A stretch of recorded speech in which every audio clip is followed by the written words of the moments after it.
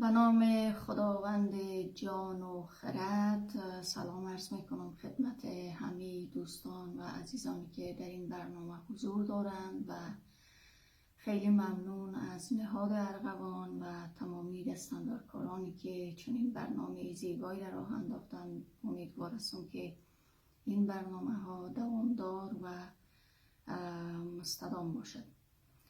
من یکی از شعرهایی که در همین اواخر سروده شده را میخوانم و امیدوار هستم که مورد پسند دوستان بیننده و شنونده قرار بگیرد.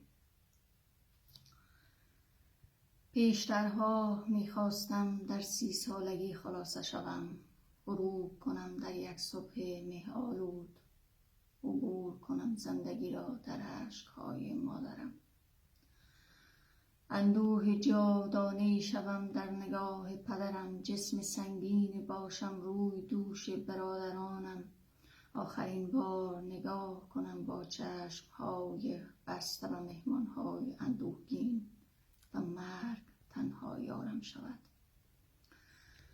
اما امروز امسال جغرافیای ساخته‌ام به وسعت عشق، سرزمینی که سال نو را با بوسه و آغوش شروع کنم. دوست دارم برگردم به جنون جوانی، به قهوه‌خانه‌های آخر روز، به سیگارهای پیهم ظهر تنهایی و پیاله‌هایی که سکوت را تلخ و بلند فریاد می‌زد. تو را می‌خواهم دوباره در وقفه‌های اداری، در ساعت‌های مزدحم روز، در کوچه‌های باریک و ترس‌های نوجوانی.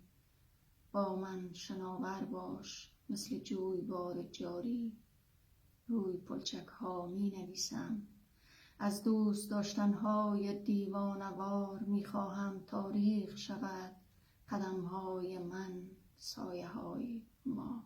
خیلی ممنون. و شعر دوم، من لهجه زخمی دردم با زبان ترک خورده در تنهایی. من لهجه زخمی دردم با زبان ترک خورده در تنهایی. هر جای جهان بروم ناآشنایم، دردمندان همیشه اقلیتند. هراس پنهان کردن این بیماری در من زنده است، مثل تمام رویاهایی که دچار وحشت می شوند.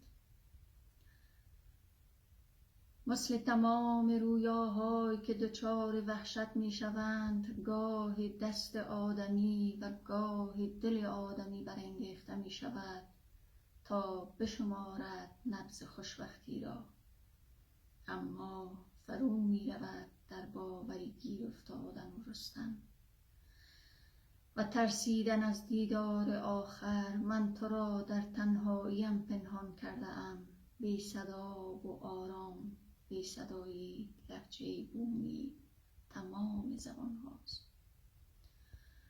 و پرپر شدن نیست پایان این راه، من سخن گفتن را کنار گذاشتم برای روزی که لبخند در کالبد لبانم دمیده شود و دوباره بیابم صدای خودم را پیش از زخم خوردن. آیا دوباره نیرو خواهم گرفت؟ آیا دوباره نیرو خواهم گرفت؟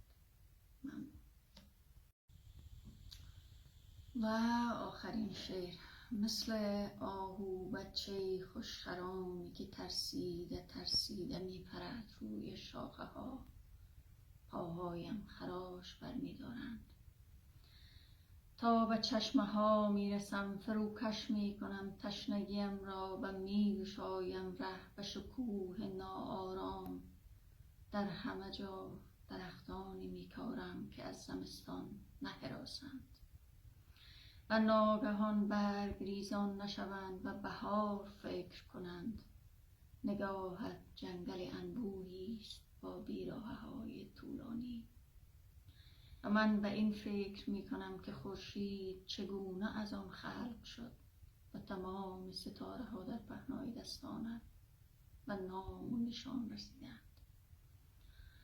من خاطراتم را روی سنگ‌های خاکستری تنت می‌نویسم تا هیچ سربازی بر سر این مرز نجنگد و هیچ خونی نریزد روی